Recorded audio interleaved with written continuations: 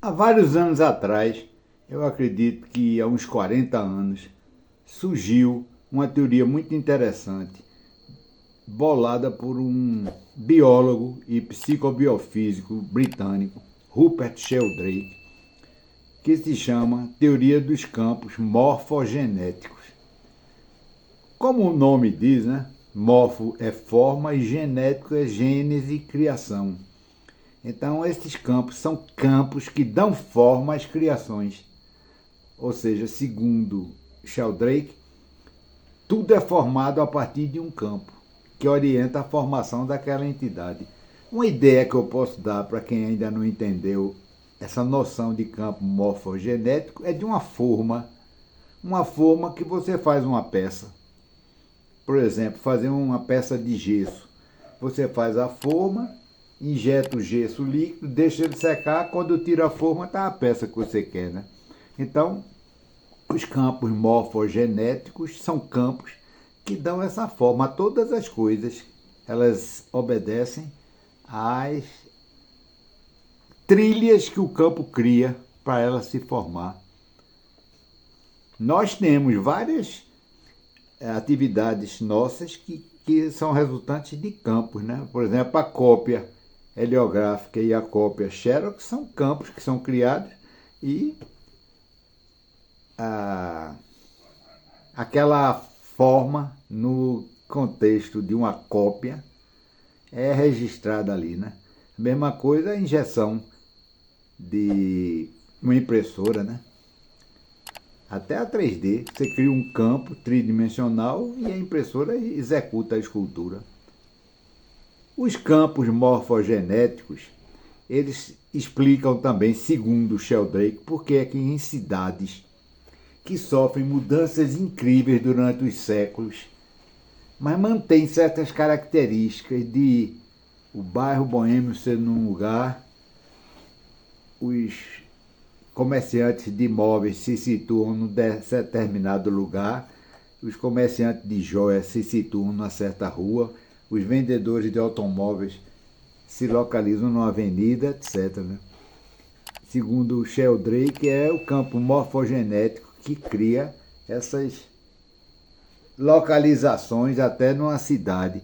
E segundo falam também, o nosso desenvolvimento, desde uma célula até um organismo complexo, como é o ser humano, acontece através de campos morfogenéticos que são acionados a partir de certa quantidade de componentes num certo órgão. Né? Por exemplo, a primeira célula surge, ela se duplica, daqui a pouco ela se quadruplica, daqui a pouco ela vira cresce ao quadrado, ao cubo, não interessa. Depois de uma certa quantidade, o campo aí forma alguma coisa e já começa a formação de outra. E assim vai juntando e tem esse plano complexo que é o projeto do ser humano. Né?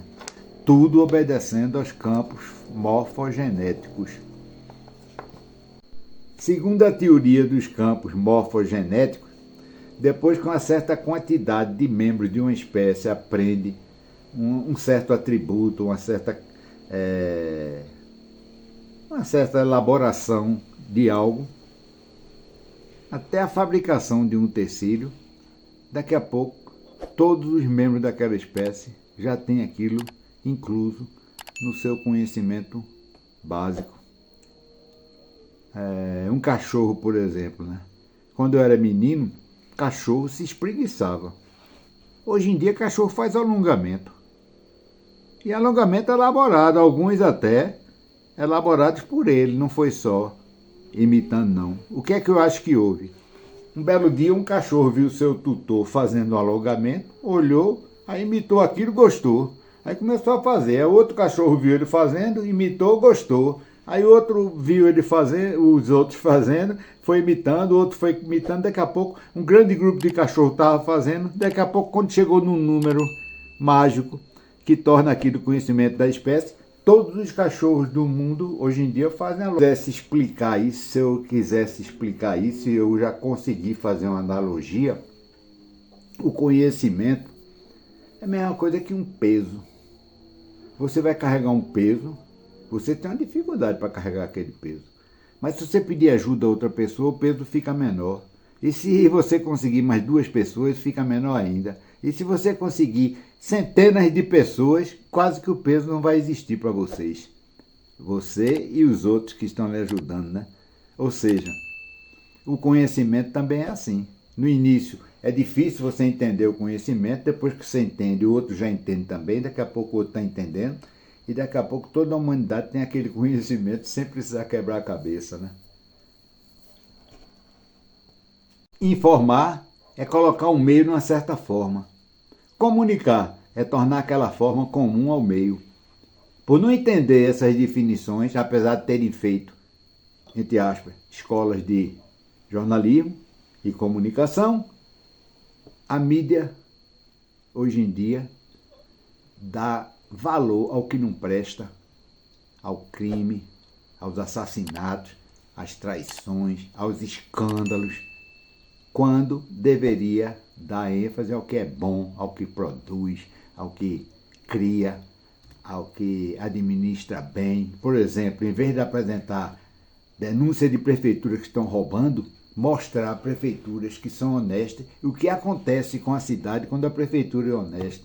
Em vez de mostrar hospital que atendeu mal a um doente, mostrar um hospital que tem um atendimento de referência e valorizar aquilo e mostrar qual é a vantagem daquele atendimento de referência para a população. Em vez de mostrar um marido que matou a mulher, mostrar um marido que morreu pela mulher. Ela estava, por exemplo, sendo atacada por um animal e o marido foi brigar com o animal. E isso aqui são coisas que são válidas, né?